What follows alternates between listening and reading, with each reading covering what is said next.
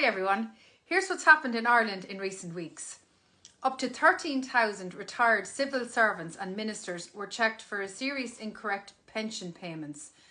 Lots of discrepancies were found and one person owes €280,000. Now if you or I owed €280 in tax or VAT, the taxman would have it swiped out of your bank account in a jiffy. And knowing the corruption around government and senior officials, I would think the chances of recouping this money will be nil. Over 6,000 children not living in Ireland are in receipt of child benefit at a cost of at least €866,000 per month. That's almost €11 million per year. However, the actual amounts could be higher as different rates are paid in respect of twins, trip and triplets. 11 million is being paid by you and I, the hard-working taxpayers of Ireland. Why aren't these benefits cut off as soon as these children leave the state?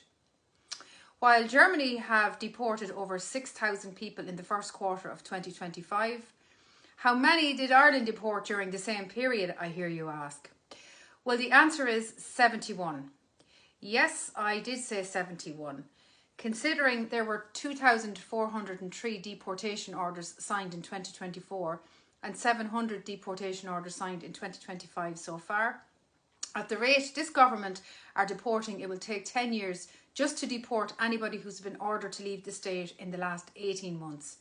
That's excluding older deportation orders or any new ones that will be issued. Are the government concerned about deportations? No, they're not.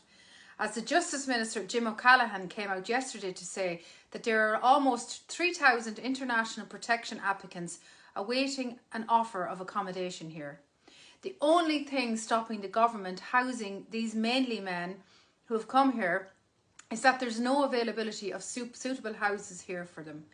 The question has to be asked again. Why are the Irish government persistently bending over and openly inviting these people to come here and claim all the freebies? Finally, this week I received a quote for my house insurance as it's due for renewal pretty soon. My premium last year was €446. This year the same insurance company want €942. That's 111% of an increase in 1 year. Well, you may ask, how has this happened? Maybe did your house go on fire? Thankfully, no. In fact, we've never claimed off our house insurance.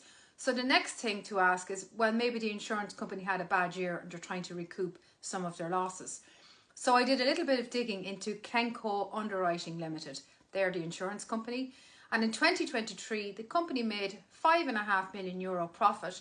And also very interestingly, the director's remuneration went from €1.6 million in 2022 to over €6 million in 2023.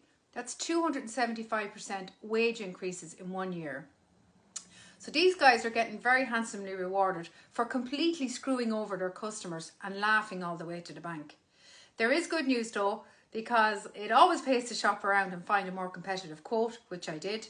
I can get my premium for €468, which I'm quite happy with. So Mr. Kenco Limited, you won't be getting any more money from me to fatten your bank account. As always, thank you and have a great week.